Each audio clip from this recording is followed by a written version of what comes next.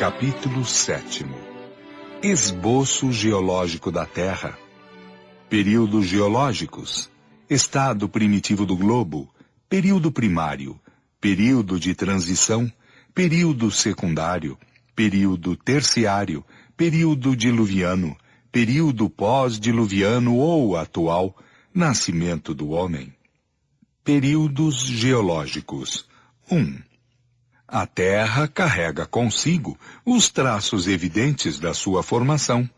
Acompanham-se-lhe as fases com uma precisão matemática nos diferentes terrenos que compõem a sua estrutura.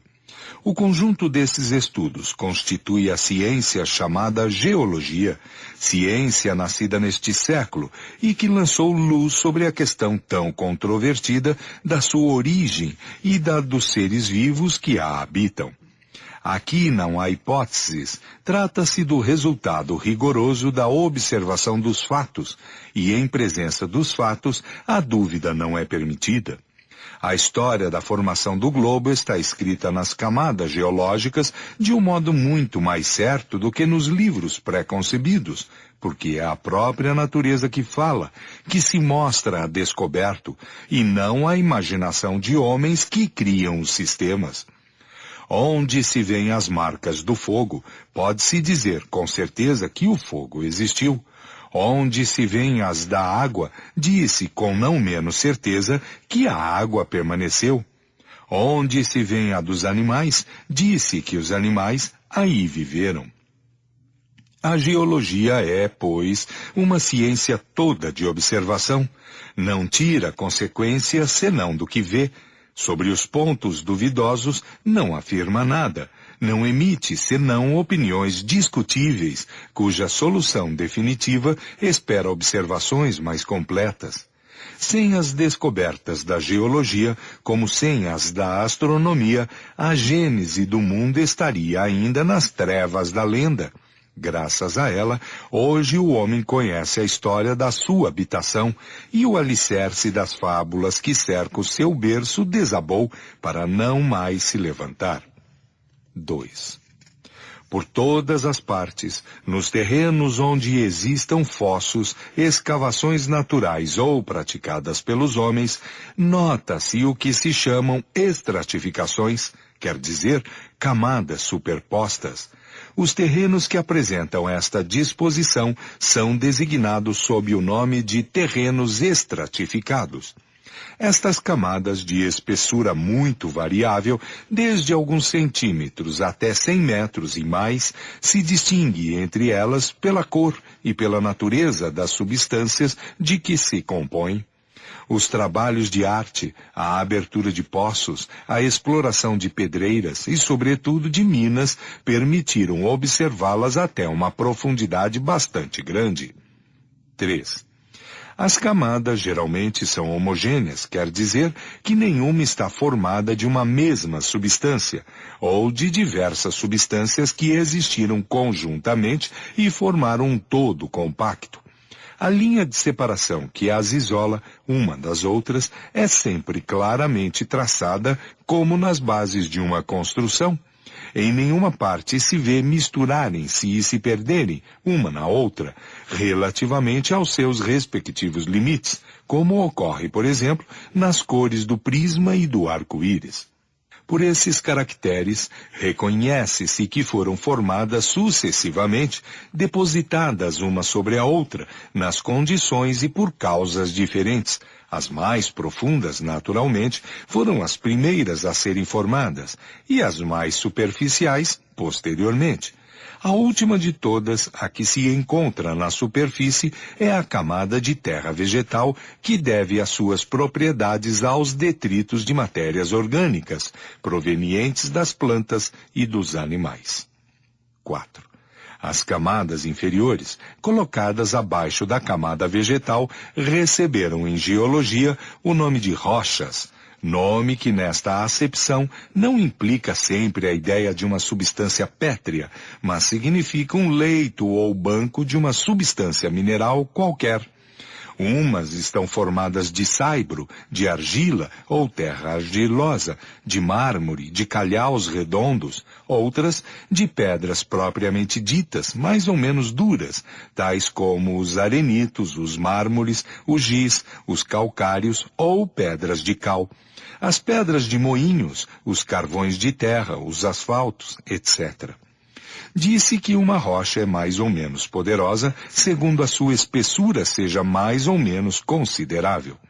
Pela inspeção da natureza dessas rochas ou camadas, reconhecem-se sinais certos de que umas provêm de matérias fundidas e algumas vezes vitrificadas pela ação do fogo, outras de substâncias terrosas depositadas pelas águas.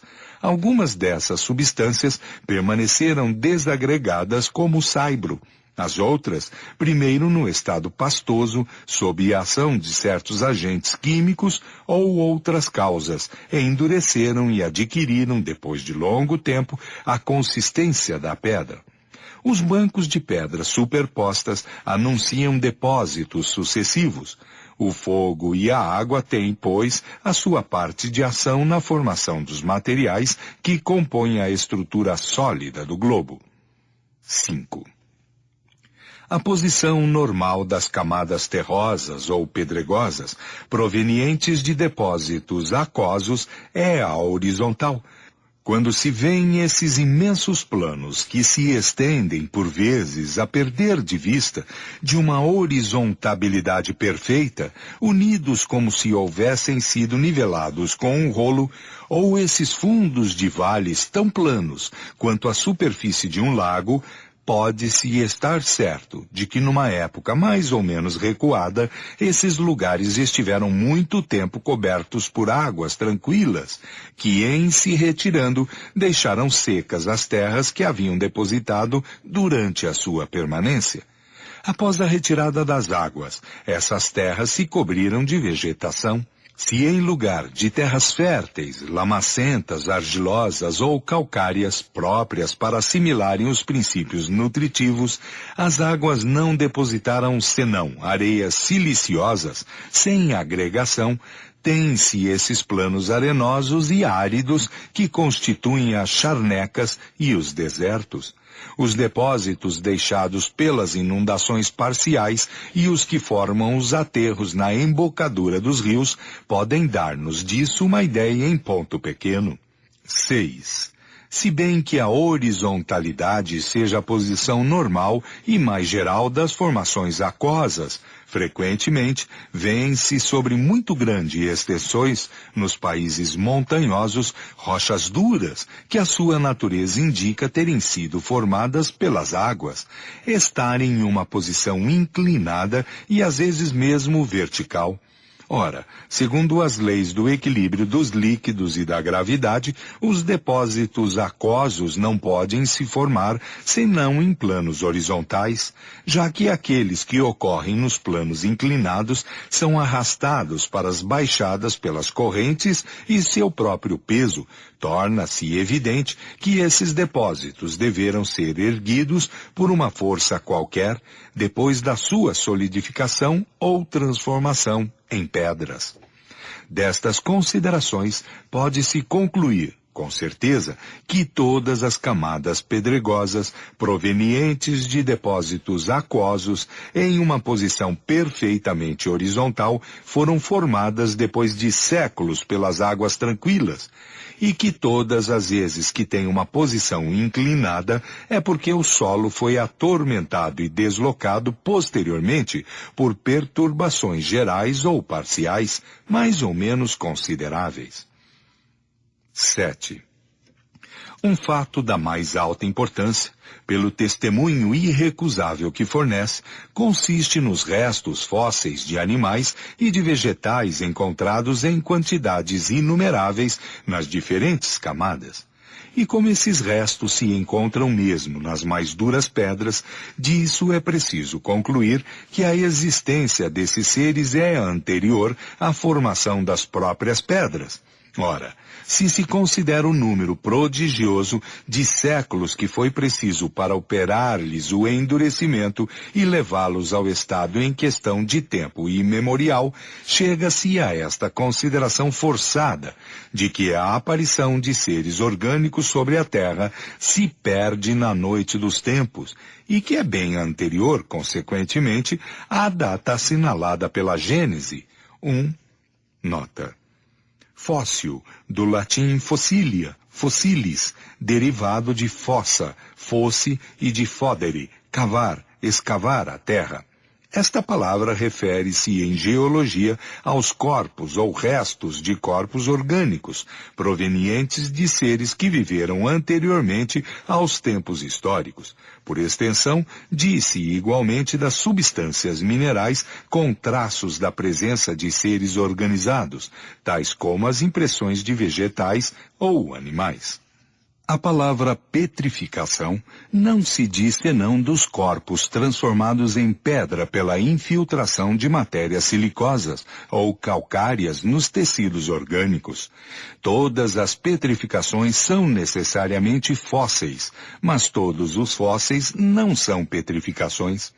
Os objetos que se revestem de uma camada pedregosa, quando são mergulhados em certas águas carregadas de substâncias calcárias, como as do riacho de Saint-Alire, perto de Clermont, em Auvergne, não são petrificações propriamente ditas, mas simples incrustações. Os monumentos, inscrições e objetos provenientes da fabricação humana pertencem à arqueologia. Fim de nota. 8. Entre esses restos de vegetais e de animais, há os que foram penetrados em todas as partes de sua substância, sem que a sua forma tenha sido alterada por matérias silicosas ou calcárias, que os transformaram em pedras, das quais alguns